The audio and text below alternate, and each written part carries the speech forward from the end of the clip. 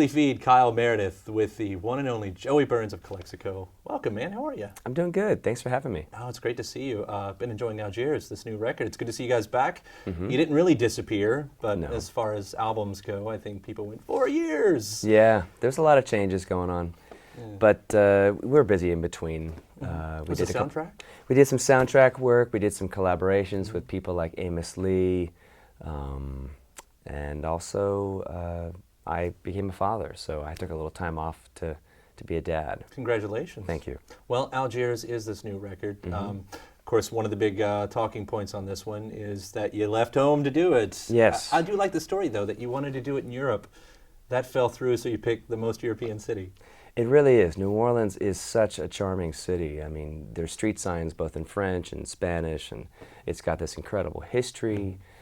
And it's also kind of the gateway from, you know, the heartland of America down into the Gulf of Mexico, which, you know, I love the influence of the South, of you know, not only just Mexico, but South America, Cuba, Haiti. I mean, I'm a big fan of that influence in our songbook, in our American songbook. And so I was kind of looking for threads of that in the air. It's a bit intimidating going to a city like New Orleans because there's just so much incredible talent around and history.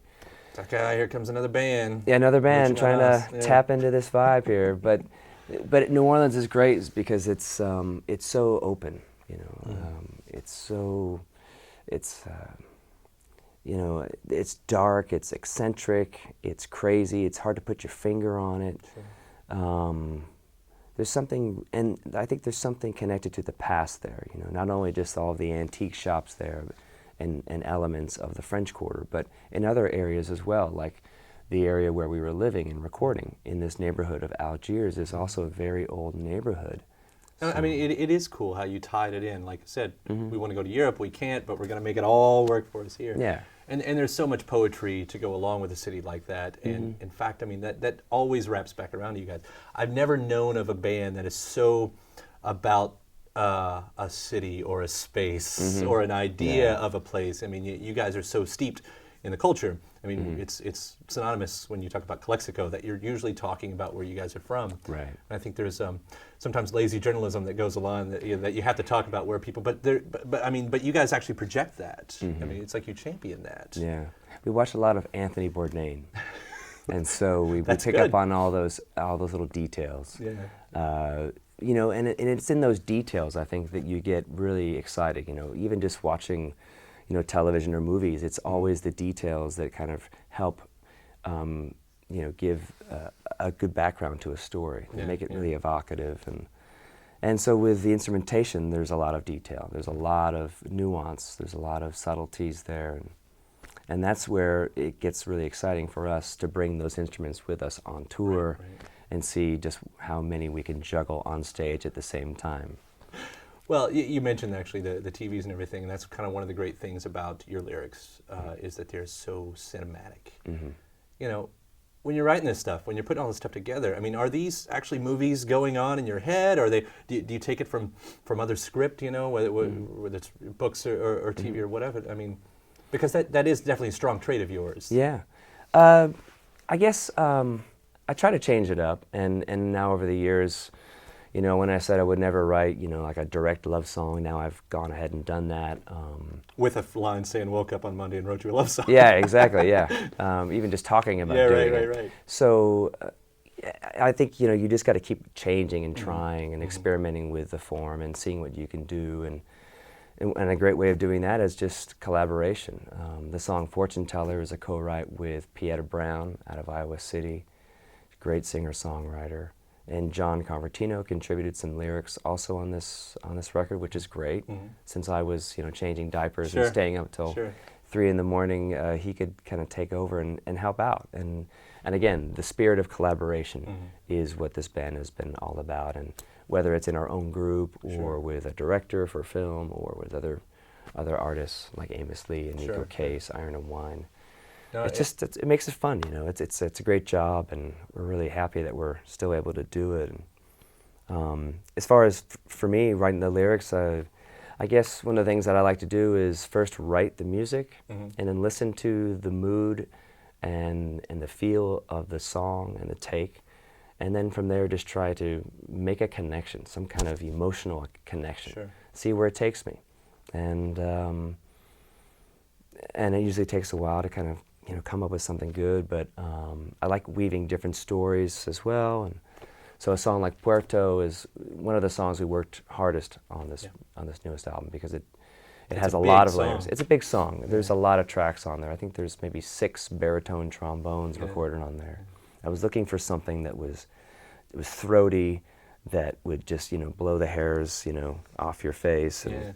And I don't hear too many artists actually talk about wanting it to sound a certain way, throaty. Yeah. I remember Bono talking about how he would use voices. Paul McCartney would use voices, you know, and stuff like that. But you don't get that a lot of the time. Like, I want a song that I can do that with. Yeah. Well, I just wanted to be blown away. Yeah.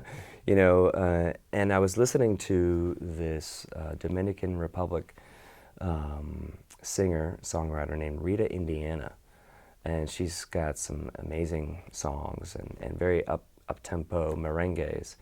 She's using mostly some synthesizers, but also some percussion and some guitar and maybe some drums. So I was really inspired by her energy and by her music. And that song, Puerto, is kind of my dedication to her and the people of that region that, you know, a lot of them I think are in between wanting to leave and find a better way, maybe in New York City or in the States, you know, rather than staying at home. And so she kind of speaks to, you know, hey, maybe it's time to invest in this home that we have here.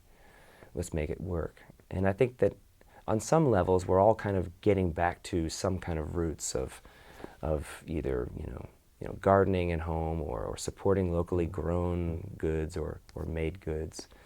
And that to me is an interesting thing when you think about, you know, people and survival and migrating and immigration. Sure. New Orleans was a great city in that it is also a port city. It's been for a long, long time, and it's had a long history with the city of Havana, Cuba.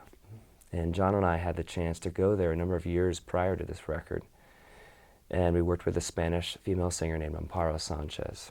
And while we were there, I mean, you couldn't help but feel a connection to New Orleans. Some of the architecture and just the vibe and the openness and of course a lot of music everywhere and great food. And so I kind of made that connection, and I'd been reading this book called The World That Made New Orleans, written by Ned Sublette.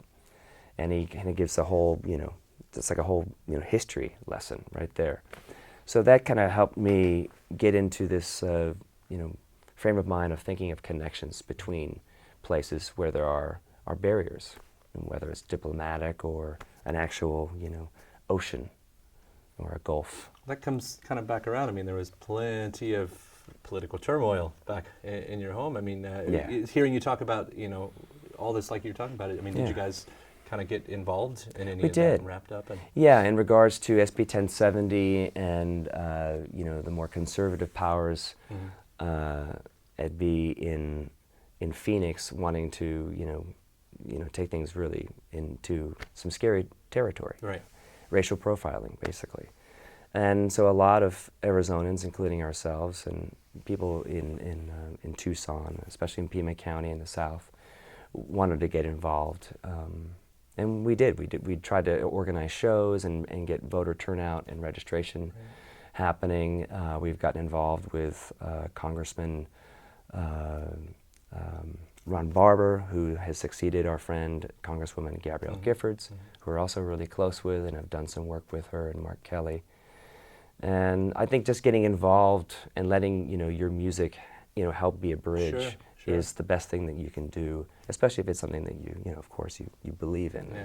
Well, I think it's so easy for people to slink away from it, so it's really nice hearing that you guys kind of tackle it, you know, and not really.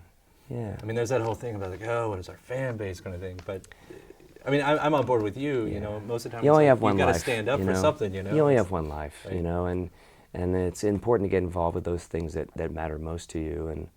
And certainly the border between the United States and Mexico has been a topic within our music.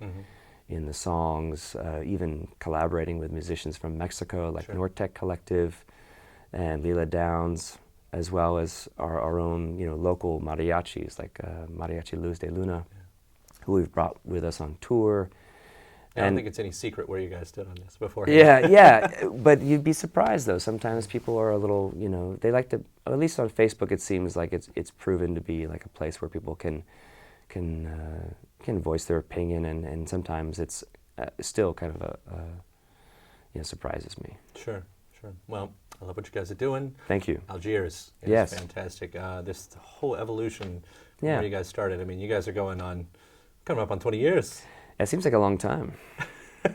I try not Glad to it doesn't count. feel like a long time. That's I really don't count, and I just enjoy all of the opportunities to play. And, Jerry, thank you so much. Yeah, it's a pleasure. Congratulations on a big year. Thank you so much. All right.